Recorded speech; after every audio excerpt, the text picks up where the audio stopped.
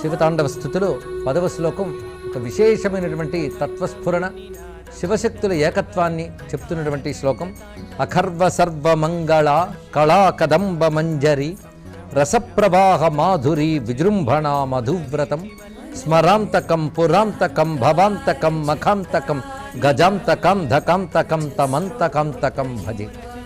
మొత్తం శివతాండవ స్తోత్రం అంతా కూడా శివశక్తుల ఏకత్వాన్ని, ఉభయుల్ని స్మరించడం మనకు కనబడుతున్నది. దీనిని సమయాచారము అని శ్రీవిద్యలో చెప్తారు. ఆ శ్రీవిద్య రహస్యమే శివతాండవ స్తోత్రంలో ఉందేమో అనిపిస్తుంది కూడా. ఎందుకంటే శ్రీవిద్యా స్వరూపైన శ్రీచక్రమే నటరాజమూర్తి అని ఆగమశాస్త్రాలు చెప్తున్నాయి మనకి. మరి ఆ నాట్యాన్ని వర్ణిస్తున్నారు అంటే మొత్తం శ్రీవిద్యా రహస్యమే. అందుకే శివశక్తుల సామరస్యమే ఈ జగద్విన్యాసం. అదే శివనాట్యం. నాట్యం అమ్మవారు, రాజు నటరాజు శివుడు అన్నారు ఇక్కడ.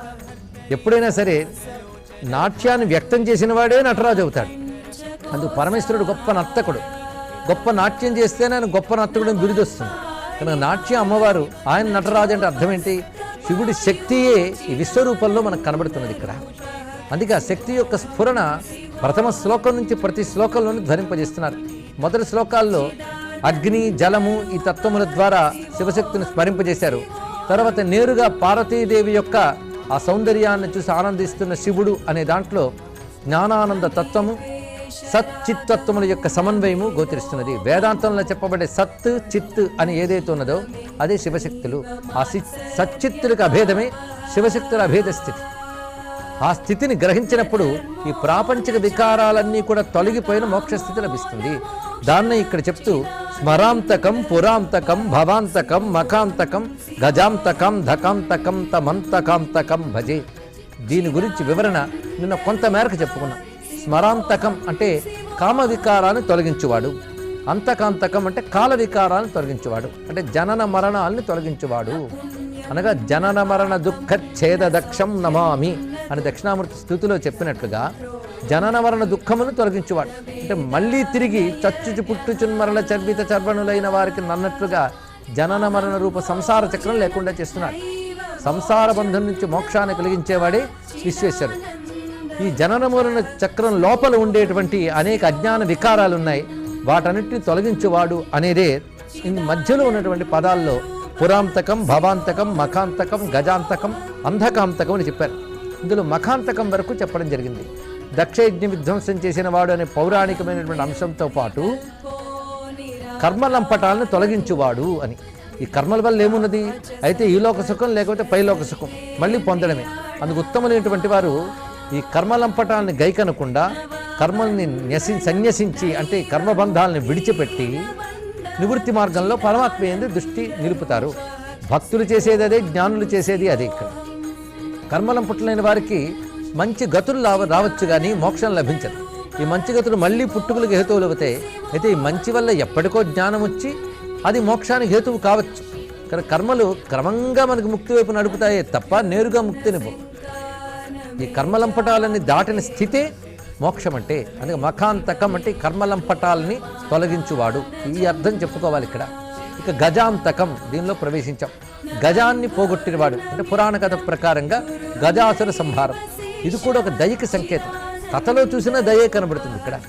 ఆఖరికి మోక్షస్థితిలో పరమాత్మ దగ్గరికి వెళ్ళేటప్పటికల్లా ఏ వికారం ఉండదే, అసలు దేహములే నిలవ్వే.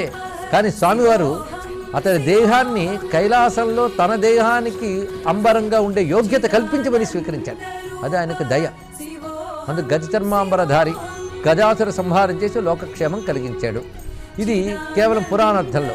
తత్వార్థంలో చూస్తే గజము అనగానే మదము అనొకటి, దేహాత్మ భ్రాంతి అని 2 అర్థాలు చెప్పుకోవాలి. పురాణాల్లో ఈ గజ సంబంధమైన వర్ణనలు చాలా చోట్ల కనబడతాయి. భాగవతంలోనే గజేంద్ర మోక్షం ఉంది. అలాంటి కథలు చాలా మనకు అనేక చోట్ల కనబడతాయి. అయితే గజాన్ని చెప్పడంలో అది జీవుడికి ప్రతీకగా గట్టిగా చెప్పవచ్చు. ఎందుకంటే ఏనుగుకి చెప్పుకోవడానికి గర్వించదగ్గ వస్తువు దేహమే. ఆ దేహం బట్టే అది గర్వంతో బలంతో తిరుగుతూ ఉంటుంది. కానీ దేహాన్ని చూసుకుని గర్వించి బలంతో అదే శాశ్వతం అనుకునే భ్రాంతి ఎవరికున్నా వాళ్ళందరూ గజాసురులే. ఆ దేహాత్మ భ్రాంతిని తొలగించడమే గజాసుర సంహారం. ఈ దేహంతో సాధించేవన్నీ మన నిర్వాకాలు అనుకుంటాం, కానీ పరమేశ్వరుని అనుగ్రహం చేతనే ఇవన్నీ నడుస్తున్నాయి. కానీ మన దేహ బలాలు ఇంద్రియ బలాల వల్ల కావు. కానీ స్థూలంగా కనబడే దేహం గనక ఇదంతా మన నిర్వాహకం అనుకోవడం ప్రతి వారికి పరిపాటి. కానీ ఇంద్రియాలకే చైతన్య స్వరూపుడే, ప్రాణాలకు కూడా ప్రాణమైన పరమేశ్వరుడు ఆయన కంటికి కన్ను, చెవికి చెవి, అదేవిధంగా గమనానికి గమనమైన వాడు, ప్రాణస్య ప్రాణ, ప్రాణానికి ప్రాణమైన వాడు అని శ్వేతాశ్వత ఉపనిషత్తు వర్ణిస్తున్నది. అది ఇంద్రియములకు ఆ శక్తినిచ్చేవాడు అతడు.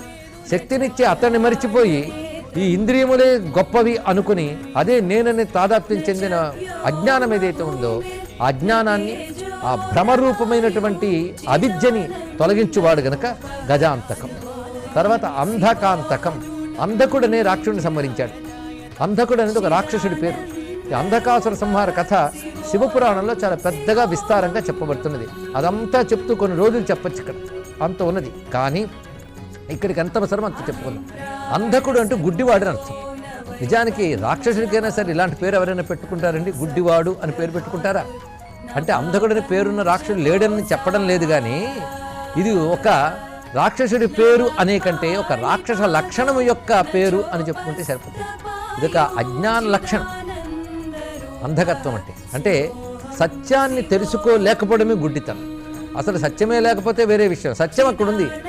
గుడ్డితనం అంటే ఉన్నదాన్ని చూడలేనివాడు గుడ్డివాడు. ప్రపంచమంతా పరమాత్మతత్వం నిండి ఉందని శాస్త్రములు ఘోషిస్తున్నాయి, కానీ అవి చెప్తున్నాయి కనుక నమ్మడమే తప్ప మనకెప్పుడు అనిపించలేదు, కనిపించలేదు.